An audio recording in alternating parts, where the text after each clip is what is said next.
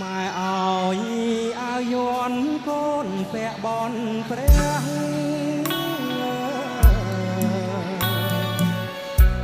ដែលមានដែលជាង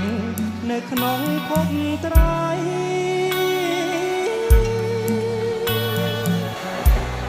ព្រះគ្រូជាសង្ឃ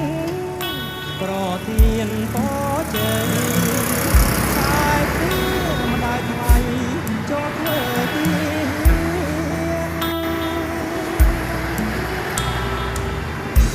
ទូចជាម៉ែចែកអើយជាច្បាំង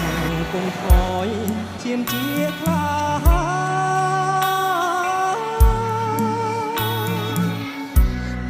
បើខ្មាំងមានអ្នកកូនសួរបដោប្រាន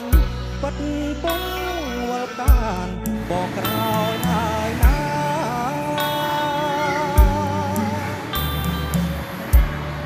ពេលងៀតរយន្តក្នុងពពីលខែស្រណោះដីខ្មែរគេពីដូនតា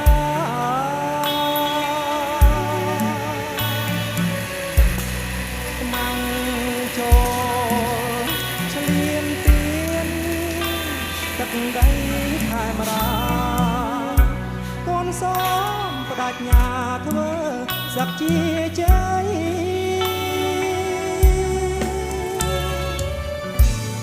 លាម៉ែចេញច្បាំងត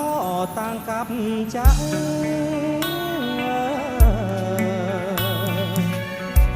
កូនពិតពុំស្លាប់ទេអ្នកម្ដាយថ្លៃ